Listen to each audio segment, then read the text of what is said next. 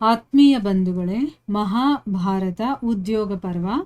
ಇದರಿಂದ ಇವತ್ತು ಸಂಜಯನನ್ನ ಬೀಳ್ಕೊಡೋದು ಮತ್ತೆ ಯುಧಿಷ್ಠಿರನ ಸಂದೇಶ, ಈ ವಿಷಯದ ಬಗ್ಗೆ ನಾವು ತಿಳ್ಕೊಳ್ಳೋಣ. ಸಂಜಯ ಹೇಳ್ತಾನೆ, ಪಾಂಡುನಂದನನೇ, ನಿಮಗೆ ಕಲ್ಯಾಣವಾಗಲಿ. ಈಗ ನಾನು ಹೊರಡ್ತೀನಿ. ಇದಕ್ಕೆ ನಿಮ್ಮ ಆಜ್ಞೆಯನ್ನ ನಾನು ಬಯಸ್ತೀನಿ. ಅಂದ್ರೆ ನೀವು ಆಜ್ಞೆ ಕೊಟ್ರೆ ನಾನೀಗ ಹೊರಡ್ತೀನಿ. ನಾನು ಮಾನಸಿಕ ಆವೇಶದ ಕಾರಣದಿಂದ ನನ್ನ ಮನಸ್ಥಿತಿ ಸರಿ ಇರಲಿಲ್ಲ. ಅದಕ್ಕೋಸ್ಕರ ನನ್ನ ವಾಣಿಯ ಮೂಲಕ ಏನನ್ನು ಹೇಳೋದ್ನೋ ಗೊತ್ತಿಲ್ಲ. ಅದರಿಂದ ನಿಮಗೇನಾದರೂ ಕಷ್ಟ ಆಗಿಲ್ಲ ತಾನೇ ಅದರಿಂದ ನಿಮಗೆ ಕಷ್ಟ ಆಗಿಲ್ಲ ತಾನೇ ಅಂತಂದ್ಬಿಟ್ಟು ಹೇಳ್ತಾನೆ. ಅದಕ್ಕೆ ಯುಧಿಷ್ಠಿರ ಹೇಳ್ತಾನೆ, ಸಂಜಯನೇ, ಹೋಗು, ನಿನಗೆ ಕಲ್ಯಾಣವಾಗಲಿ.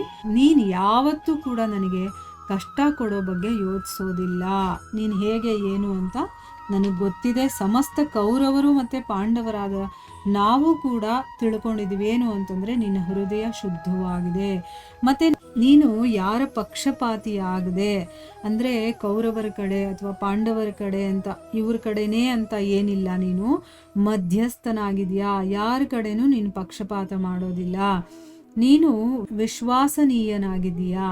ನಿನ್ನ ಮೇಲೆ ಯಾರು ಬೇಕಾದರೂ, ಅಂದರೆ ಕೌರವರು ಮತ್ತು ಪಾಂಡವರು ಯಾರು ಬೇಕಾದರೂ ವಿಶ್ವಾಸವನ್ನು ಇಡಬಹುದು. ನಿನ್ನ ಮಾತುಗಳು ಕಲ್ಯಾಣಕಾರಿಯಾಗಿದೆ, ಒಳ್ಳೆಯದೇ ನೀನು ಹೇಳಿದ್ದೆಲ್ಲ.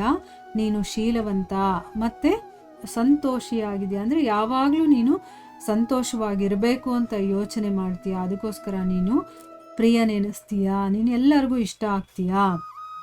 ನಿನ್ನ ಬುದ್ಧಿ ಯಾವತ್ತಿಗೂ ಕೂಡ ಮೋಹಿತವಾಗೋದಿಲ್ಲ. ಕಟು ವಚನ ಹೇಳಿದಾಗಲೂ ಕೂಡ ನಿನಗೆ ಯಾವತ್ತೂ ಕೋಪನೇ ಬರೋದಿಲ್ಲ. ಇಲ್ಲಿ ಸಂಜಯನ ಗುಣವನ್ನು ಹೇಳ್ತಾ ಇದ್ದಾನೆ. ಸಂಜಯನೇ, ನೀನು ನನ್ನ ಪ್ರಿಯನು, ಮತ್ತು ವಿದುರನ ಹಾಗೆ ದೂತನಾಗಿ ನೀನು ಬಂದಿದೆಯಾ, ಮತ್ತು ಅರ್ಜುನನ ಪ್ರಿಯ ಸಖನಾಗಿದೆಯಾ. ನೀನು ಅಲ್ಲಿಗೆ ಹೋದ ಮೇಲೆ ಸ್ವಾಧ್ಯಾಯ ಶೀಲ ಬ್ರಾಹ್ಮಣರು ಇರ್ತಾರಲ್ಲ, ಅವರು ಸನ್ಯಾಸಿಗಳು ಮತ್ತು ವನವಾಸಿ ತಪಸ್ವಿಗಳಿಗೆ ಮತ್ತು ಹಿರಿಯರು ವಯಸ್ಸಾದವರು ಇರ್ತಾರಲ್ಲ, ಅವರಿಗೆಲ್ಲರಿಗೂ ಕೂಡ ನನ್ನ ನಮಸ್ಕಾರವನ್ನು ತಿಳಿಸು. ಅಂದರೆ ವಾಪಸ್ಸು ಧೃತರಾಷ್ಟ್ರನ ಹತ್ರಕ್ಕೆ ಹೋದಾಗ ಅಲ್ಲಿ ಇರುವಂತಹ ಹಿರಿಯರು, ಬ್ರಾಹ್ಮಣರು, ವನವಾಸಿಗಳು, ತಪಸ್ವಿಗಳು, ಅವರಿಗೆಲ್ಲ ನನ್ನ ನಮಸ್ಕಾರ ತಿಳಿಸು. ಆಮೇಲೆ ಇನ್ನೂ ಬೇರೆ ಜನರು ಏನಾದರೂ ಅಲ್ಲಿದ್ದರೆ ಅವರ ಯೋಗಕ್ಷೇಮ ಸಮಾಚಾರವನ್ನು ಕೂಡ ತಿಳ್ಕೊ. ಅಂದರೆ ನಿಮ್ಮನ್ನೆಲ್ಲ ಯುಧಿಷ್ಠಿರ ಮಹಾರಾಜ ಕೇಳ್ದ ಅಂತಂದ್ಬಿಟ್ಟು ಹೇಳಿ, ಅವ್ರು ಹೇಗಿದ್ದಾರೆ ಏನು ಅನ್ನೋದ್ರ ಬಗ್ಗೆ ಕೂಡ ತಿಳ್ಕೊ. ಯಾರು ಪ್ರಜೆಗಳ ಪಾಲನೆಯನ್ನು ಮಾಡ್ತಾರೋ, ಅಂದರೆ ಕ್ಷತ್ರಿಯರಲ್ವಾ, ಅವರು ರಾಜ್ಯದಲ್ಲಿ ವಾಸ ಮಾಡ್ತಾ ಇರುವಂಥ ಕ್ಷತ್ರಿಯರು, ಮತ್ತು ಯಾರು ರಾಷ್ಟ್ರದ ಒಳಗಡೆ ವ್ಯಾಪಾರವನ್ನು ಮಾಡ್ತಾ ಜೀವನವನ್ನು ನಡೆಸ್ತಾ ಇರ್ತಾರೋ ಆ ವೈಶ್ಯರಿಗೂ ಕೂಡ ನನ್ನ ಕ್ಷೇಮ ಸಮಾಚಾರವನ್ನು ತಿಳಿಸು. ಅವ್ರಿಗೆಲ್ಲ ನನ್ನ ಬಗ್ಗೆ ಯೋಚನೆ ಇದೆ ಅಂತ ನನಗೆ ಗೊತ್ತು. ಸೊ ನನ್ನ ಯೋಗಕ್ಷೇಮದ ಬಗ್ಗೆ ಅವ್ರಿಗೂ ಕೂಡ ತಿಳಿಸು, ಮತ್ತು ಅವರ ಕ್ಷೇಮ ಸಮಾಚಾರವನ್ನು ಕೇಳು. ಅಂದರೆ ಯುಧಿಷ್ಠಿರ ಮಹಾರಾಜ ನಿಮ್ಮನ್ನೆಲ್ಲ ಕೇಳ್ದ, ಹೇಗಿದ್ದೀರಾ ಏನು ಅಂತಂದ್ಬಿಟ್ಟು ಅಂತ ಹೇಳು. ಆಮೇಲೆ ಆಚಾರ್ಯ ದ್ರೋಣರಿಗೆ ನನ್ನ ಪ್ರಣಾಮವನ್ನು ತಿಳಿಸು. ಅಶ್ವತ್ಥಾಮ ಇದಾನಲ್ಲ, ಅವನ ಯೋಗಕ್ಷೇಮವನ್ನು ಕೂಡ ತಿಳ್ಕೊ. ಮತ್ತು ಕೃಪಾಚಾರ್ಯರ ಮನೆಗೆ ಹೋಗಿ ನನ್ನ ಕಡೆಯಿಂದ ಅವರ ಚರಣ ಸ್ಪರ್ಶವನ್ನು ಮಾಡು.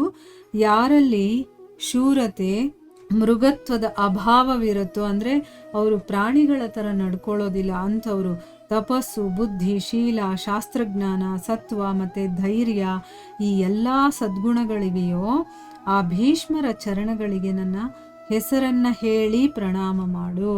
ಅಂದರೆ ಯುಧಿಷ್ಠಿರ ಮಹಾರಾಜ ನಿನಗೆ ಪ್ರಣಾಮವನ್ನು ಮಾಡೋದಕ್ಕೆ ಹೇಳಿದಾನೆ ಅಂತ ಹೇಳಿಬಿಟ್ಟು ನನಗೆ ನನ್ನ ಬದಲಿಗೆ ನೀನು ಪ್ರಣಾಮ ಮಾಡು. ರಾಜ ಧೃತರಾಷ್ಟ್ರನಿಗೆ ಪ್ರಣಾಮ ಮಾಡಿ ನನ್ನ ಕುಶಲದ ಬಗ್ಗೆ, ಅಂದರೆ ನಾವು ಕ್ಷೇಮವಾಗಿದ್ದೀವಿ ಅನ್ನೋದ್ರ ಬಗ್ಗೆ ಅವ್ರಿಗೂ ಕೂಡ ತಿಳಿಸು. ಮತ್ತು ದುರ್ಯೋಧನ, ದುಶ್ಯಾಸನ ಮತ್ತು ಕರ್ಣ ಇಂಥವ್ರಿಗೂ ಕೂಡ ಕ್ಷೇಮವನ್ನು ಕೇಳು, ಹೇಗಿದ್ದಾರೆ ಅವರೆಲ್ಲ ಅಂತ ಕೇಳ್ಕೊ. ದುರ್ಯೋಧನ ಪಾಂಡವರ ಜೊತೆ ಯುದ್ಧ ಮಾಡೋದಕ್ಕೆ ವಶಾತಿ, ಕಾಲ್ಪಕ, ಕೇಕೆಯ, ಅಂಬಷ್ಟ, ತ್ರಿಗರ್ತ ಮತ್ತು ಪೂರ್ವ, ಪಶ್ಚಿಮ, ಉತ್ತರ, ದಕ್ಷಿಣ ಮತ್ತು ಪರ್ವತ ಪ್ರಾಂತ್ಯಗಳ ರಾಜರನ್ನೆಲ್ಲ ಸೇರಿಸಿದ್ದಾನೋ. ಇವಾಗ ದುರ್ಯೋಧನ ಯುದ್ಧ ಮಾಡಬೇಕು ಅಂತ ಹೇಳಿದ ತಕ್ಷಣ ಬೇಕಾದಷ್ಟು ಪ್ರಾಂತ್ಯದ ರಾಜರೆಲ್ಲ ಬಂದು ಸೇರಿದ್ದಾರೆ. ಅವನು ಸೇರಿಸಿದಾನಲ್ವಾ, ಅವರಲ್ಲಿ ಯಾರಲ್ಲಿ ಕ್ರೂರತೆ ಇರೋದಿಲ್ವೋ, ಸುಶೀಲರಾಗಿರ್ತಾರೋ, ಸದಾಚಾರಿಗಳಾಗಿರ್ತಾರೋ ಅವರ ಯೋಗಕ್ಷೇಮವನ್ನು ನೀನು ಕೇಳ್ಕೊ ಅಂತಂದ್ಬಿಟ್ಟು ಹೇಳ್ತಾ ಇದ್ದಾನೆ. ಅಂದರೆ ದುರ್ಯೋಧನನ ಹಾಗೇನೆ ಯಾರು ಹಿಂಸೆ ಮಾಡೋರು ಇರ್ತಾರೋ, ಬೇರೆಯವರಿಗೆ ತೊಂದರೆ ಕೊಡೋ ಅಂಥವ್ರು, ಅಂಥವರ ಕ್ಷೇಮ ಸಮಾಚಾರ ನಮಗೆ ಬೇಕಾಗಿಲ್ಲ. ಆದರೆ ಅವರಲ್ಲೂ ಕೂಡ ಒಳ್ಳೆಯವರು ಇರ್ತಾರೆ, ಆದರೆ ಯಾವುದೋ ಕಾರಣದಿಂದ ಅವನ ಪಕ್ಷವನ್ನು ತಗೊಳ್ಬೇಕಾಗಿರುವಂಥ ಒಂದು ಸಂದರ್ಭ ಬಂದಿರುತ್ತೆ. ಸೊ ಅದಕ್ಕೋಸ್ಕರ ನೀನು ಅಂಥವರಿಗೂ ಕೂಡ ಯೋಗಕ್ಷೇಮವನ್ನು ತಿಳ್ಕೊ. ಯುಧಿಷ್ಠಿರ ಮಹಾರಾಜ ನಿಮ್ಮ ಬಗ್ಗೆ ವಿಚಾರಿಸ್ದ ಅಂತಂದ್ಬಿಟ್ಟು ಅವರಿಗೆ ಹೇಳು ಅಂತಂದ್ಬಿಟ್ಟು ಇಲ್ಲಿ ಹೇಳ್ತಾ ಇದ್ದಾನೆ. ಇಲ್ಲಿಗೆ ನಾವು ನಿಲ್ಲಿಸೋಣ. ಹರೇ ಕೃಷ್ಣ.